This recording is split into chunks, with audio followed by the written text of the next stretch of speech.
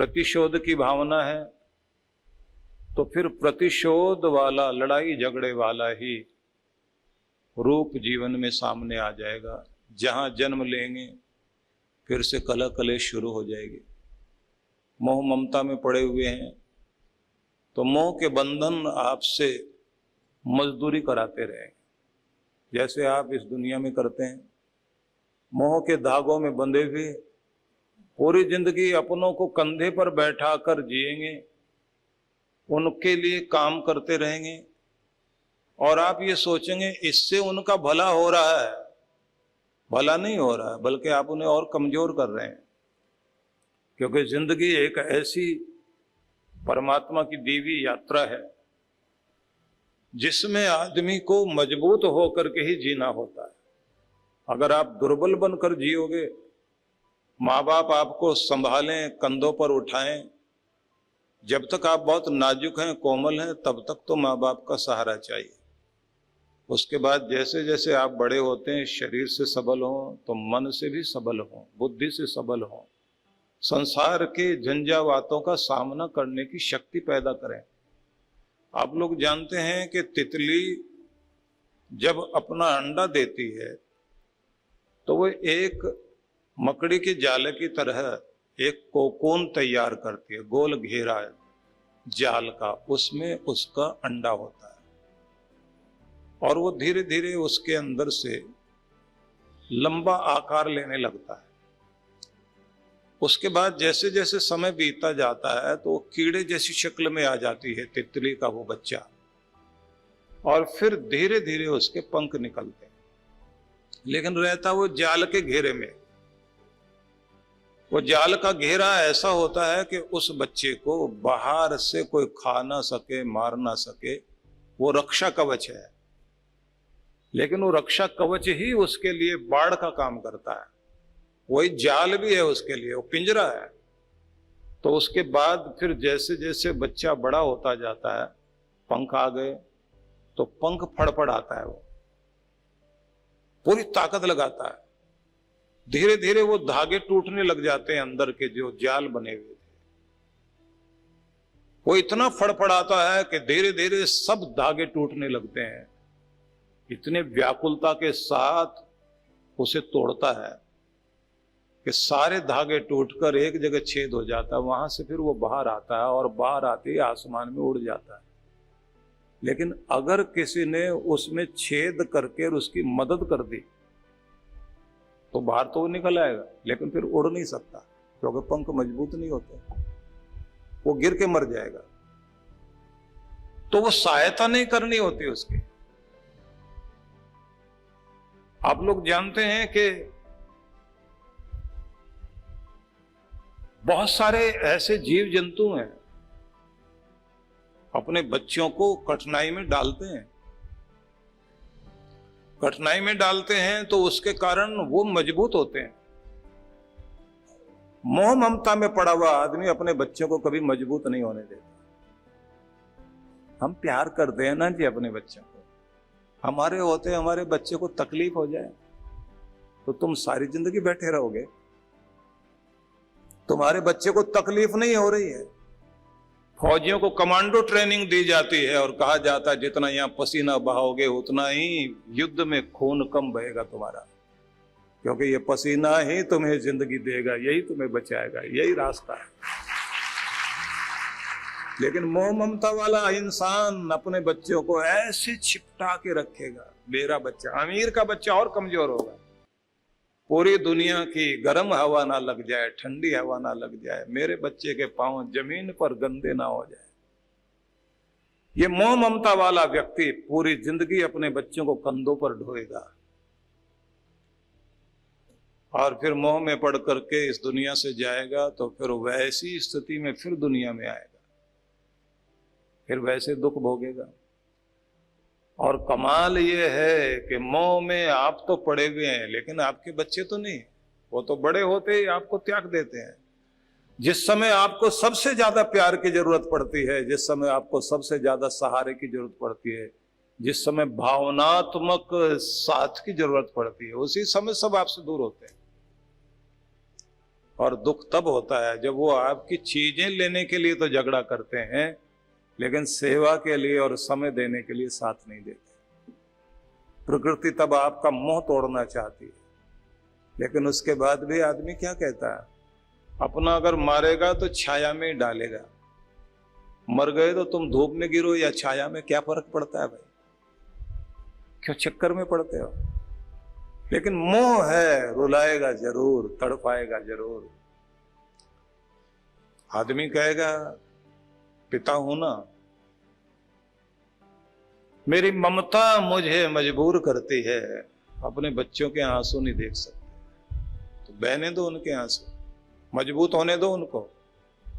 अपने आंसू अपने आप पहुंचने हैं, क्योंकि दुनिया आपके लिए माँ बाप नहीं है, ये दुनिया निर्दयी है, ये कभी तरस नहीं खाएगी आपको। और एक बात याद रखिए, दुनिया का नियम है कि अगर आप कमजोर है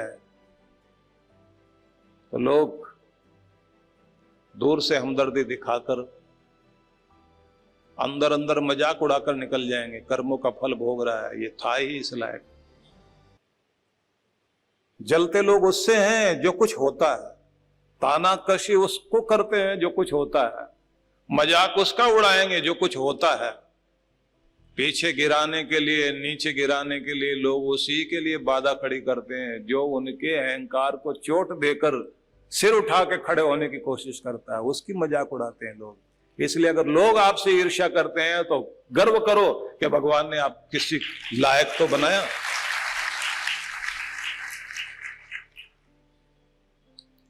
और जो है ही कुछ नहीं, उससे कौन ईर्ष्या करेगा? जो कुछ बन नहीं पाया उससे कौन ईर्ष्या करेगा? ईर्ष्या अगर आपके प्रति हो रही है, जलते हैं लोग, तो अपनी पीठ थपथपाओ, आज इस लायक बना मैं कि लोग ईर्ष्या करने लगे हैं, कुछ तो बन गया हूं, कुछ तो बात बनी है। और एक समय ऐसा आ जाए ईर्ष्या करने वाले आपकी नकल करने लग जाए। एक वक्त आना चाहिए ईर्ष्या करने वाले लोग कहें मानना पड़ेगा इस आदमी को। इसलिए जिस ऊंचाई के लिए भगवान ने आपको जिंदगी दी है, उसके लिए अपने अंदर गुणवत्ता पैदा कीजिए, और वो संघर्ष से होगी। इसलिए कठिनाई को देखकर घबराना नहीं, रोना नहीं, उसको देखकर अपने को मजबूत करिए। कठिनाइयों से लड़ना आ गया अगर आपको और जीतना आ गया, तो ये ध्यान रख लीजिए, थोड़े समय के बाद कठिनाइयां सरलता बन जाती। और जब आपको कठिनाई को सरल बनाना आ गया तो समझ लीजिए अब आपको जीना आ गया, अब आप योद्धा बन गए। हर चीज शुरू में मुश्किल लगेगी, अपनी मुश्किलों से घबराओ नहीं। हर चीज शुरू में मुश्किल लगेगी, बाद में आसान हो जाएगी। जब तक आप डरते रहोगे हर चीज डराती रहेगी। जब आप डर को डराना सीख जाते हैं तो डर का पता भी नहीं लगता वो है कहां। और जब देखा जाए तो मैं आपको बताऊं, दुनिया में सबसे ज्यादा अगर कोई चीज प्रभावित करती है इंसान को तो डर करता है। बुढ़ापे का डर, गरीबी का डर, बीमारी का डर, अपनों का साथ छूटने का डर, डर ही डर है। और सबसे ज्यादा यह असर करता है आदमी के दिल पर। तो विषय न बदले, मैं आपको फिर वहीं ले चलता हूं। भगवान श्री कृष्ण कहते हैं कि अंत काल में मेरा स्मरण करते, मतलब भगवान का स्मरण करते हुए व्यक्ति जब शरीर छोड़ता है,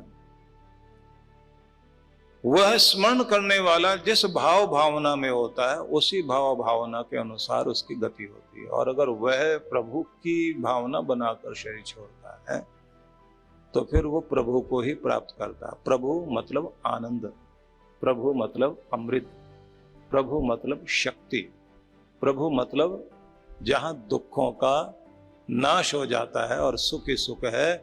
ऐसी सारी शक्ति परमात्मा की किरणें हैं जो भगवान से निकलती हैं। जब आप भगवान के निकट होते हैं तो अपने आनंद में आते हैं। इसलिए हर व्यक्ति को अपने अंदर वो जो मौत की छाया है उसको जीतना होता है। अब उनके बारे में भी सुन लीजिए कि वो कौन सी छाया होती है। मृत्यु की जो छाया है उसको मौत के दूत बोलते हैं। तो उनमें सबसे पहली छाया है आवेश। तैश में आ जाए आदमी और अपने को कंट्रोल ना कर पाए। थोड़ा सा भड़काया किसी ने, थोड़ा सा आंच दिखाई और फिर इतने आग बबूला हो गए पतले तवे की तरह, थोड़ी सी आंच पाते ही इतने गर्म हो गए कि रोटी बनाने के काम नहीं आ रहे, अब जलाने के काम आ रहे। वो आदमी जो तैश में और आवेश में रहता है अपने व्यक्तित्व को तो नष्ट करता ही है, दूसरों के प्यार और मान के काबिल भी नहीं रहता। तो कुछ वे लोग जो तुनक मिजाज होते हैं एक क्षण में आपे से बाहर हो जाएं। मूड ऐसा अपने बस में है ही नहीं। चलते चलते अचानक किसी ने कुछ कह दिया, अब नहीं जाऊंगा, अब तो मैं यही रुक रहा हूं, अब मेरा तुमसे कोई लेना देना नहीं। यात्रा छोड़ के भाग जाएगा। बच्चों का प्रशिक्षण करते समय, उन्हें पालते समय माँ बाप को बहुत ध्यान रखना चाहिए। वो जो 2-2 मिनट में रूठ जाते हैं ना बच्चे, रोंदूमल होते हैं ना कुछ बच्चे, 2-2 मिनट में जमीन पर लेट जाएंगे, पांव पटकेंगे और ऐसा प्रदर्शन करके वो माँ बाप को झुकने पर मजबूर करते हैं। और उसका परिणाम ये होता है कि उनको लगता है कि ऐसे करने में ही फायदा है, और माँ बाप को लगता है कि सबके बीच में इज्जत का कचरा हो रहा है तो इसकी बात माननी पड़ेगी। और वो भी जानते हैं कि किस समय फैलना है। जब आप मार्केट में हो, बाजार में हो, मॉल वॉल में हो, सब लोग देख रहे हो और आप अच्छे कपड़े पहन कर जा रहे हो, बारात में जा रहे हो, रिश्तेदारों के बीच में हो, ऐसे समय में फैलेगा, वो जमीन पर गिरेगा, पांव पटकेगा, इतने जोर जोर से रोएगा, हाथ जोड़ेंगे माँ बाप दोनों, भैया जो तू कहेगा वो करेंगे, अब तू एक बार मान तो सही। और जैसे आप उनकी जिद पूरी करते हैं तो फिर वो अकड़ के चलता है, कहता ठीक हो गए ना। उसके बाद उसे याद रहता है कि ये थोड़े बहुत रोने से काबू में आने वाले नहीं है, जमीन पे लेटना ही पड़ेगा। अब आपने तो उसकी जिद को पाल दिया, लेकिन उसके बाद बड़े होते होते वैसी जिद अपनाएगा। उनके बच्चे मोटरसाइकिल लेके भागेंगे बाहर, गवर्नमेंट ने लाइसेंस देने की एक उम्र रखी है और कानून है कि अगर आपने कम उम्र के बच्चे को कार या मोटरसाइकिल दी तो बच्चे को तो जो सजा मिलेगी ही, माँ बाप को भी 3 साल की सजा मिलेगी अगर उनके द्वारा कुछ भी बुरा हुआ तो। लेकिन बच्चा क्या करेगा? कमरा करेगा बंद और असहयोग आंदोलन शुरू। या तो आप मोटरसाइकिल दीजिए, और माँ बाप क्या कहते हैं, कुछ करना बैठे, कुछ करना बैठे, और पकड़ के अगर 2 लगा दिया और घर से कर दिया बाहर तो उसी दिन सारा प्रदर्शन बंद।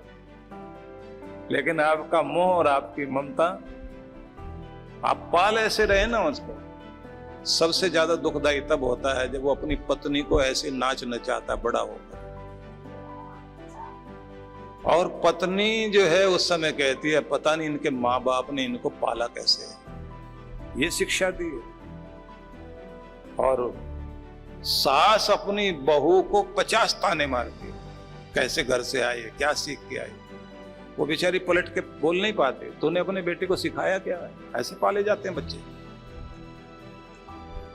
हम लोगों के ऊपर पूरी एक नस्ल की जिम्मेदारी होती है। कहा जाता है ना कि अपने बच्चे को लायक बनाकर अगर आप समाज को देते हैं तो बहुत बड़ा उपकार करते हैं, और अगर आप अपने बच्चे को बिगाड़कर समाज को देते हैं तो आप बहुत बड़ा गुनाह करते हैं। और वो पाप छोटा मोटा नहीं होता। जिनके बच्चे बिगड़कर समाज को खराब करते हैं उन बच्चों को तो गुनाह लगता ही है, पाप लगता ही है, लेकिन उससे ज्यादा उनके माँ बाप को पाप लगता है। ये ध्यान रखिए। हर किसी के ऊपर 3 ऋण होते हैं, माता, पिता और गुरु का।